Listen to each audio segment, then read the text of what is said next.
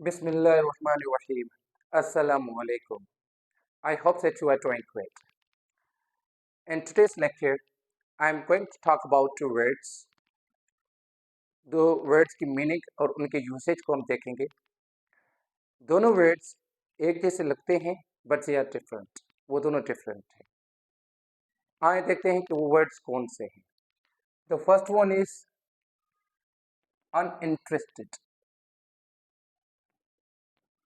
and another is disinterested.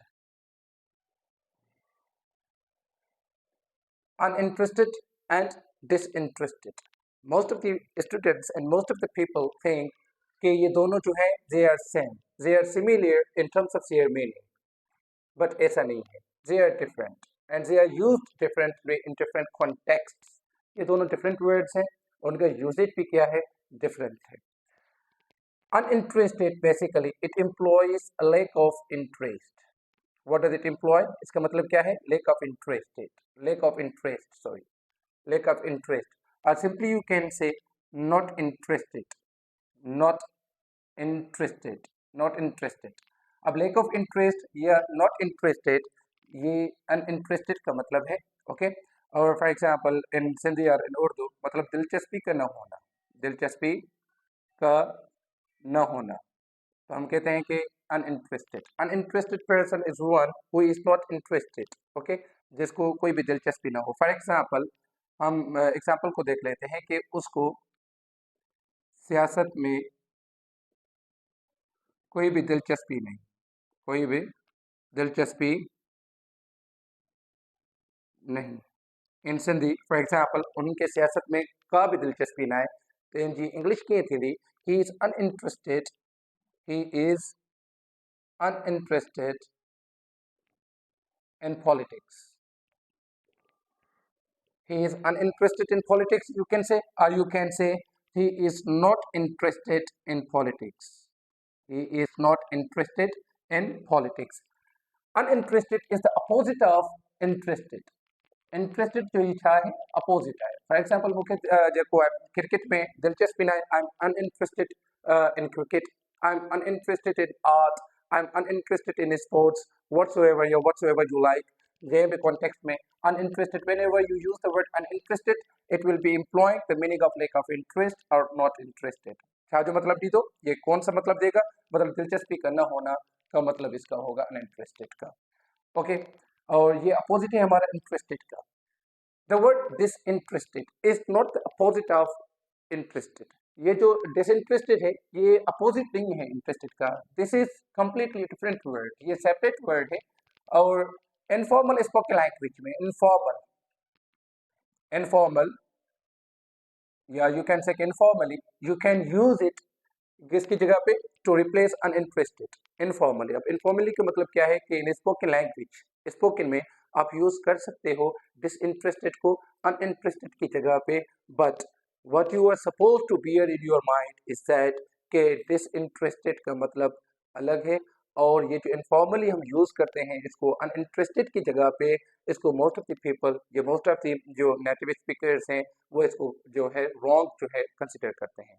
इसको wrong consider करते हैं, गलत कंसिडर करते हैं. That's why I suggest you कि आप डिसइंटरेस्टेड को जो है वो अनइंटरेस्टेड की जगह पे यूज ना करें.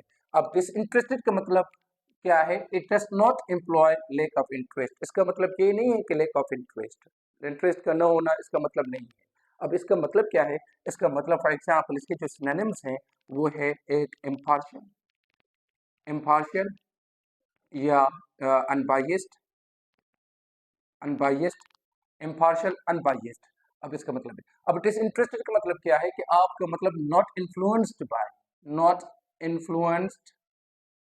Bye personal feelings or selfish motives. Not influenced by personal feelings or selfish motives. अब इसका मतलब क्या है? Not influenced by personal feelings. It means कि when you say कि he is a disinterested person, it means कि he is never influenced by his personal feelings या he is never influenced by his selfish motives.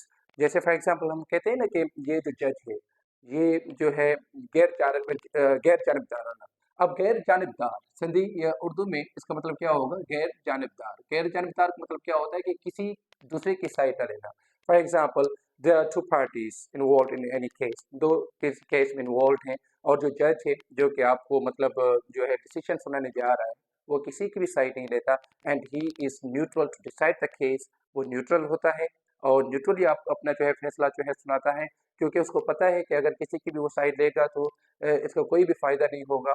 He it means कि he does not have any personal motives, कोई personal motive भी नहीं है। He does not have any selfish motive, कोई भी इसको selfish motive नहीं है।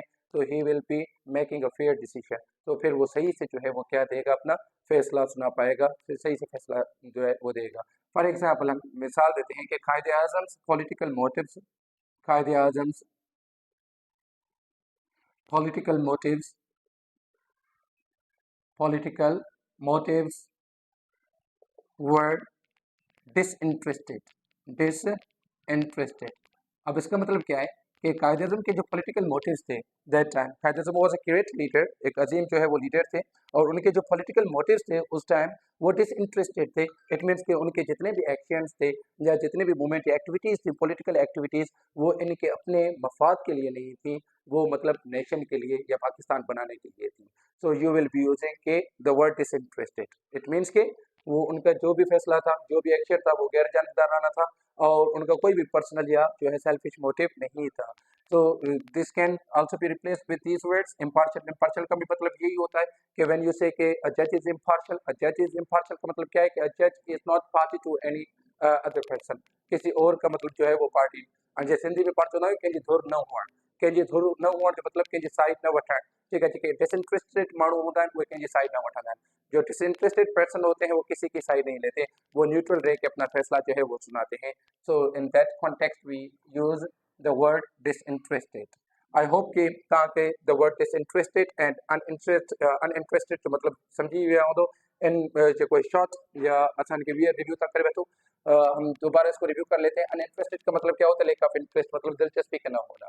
और डिसइंटरेस्टेड का मतलब क्या होता है कि गैर जानबदाराना, मतलब जो है सेल्फिश मोटिव या पर्सनल फीलिंग्स से इन्फ्लुएंस न होना, मतलब न्यूट्रल रहना, इम्पार्शियल या अनबायस्ड रहना।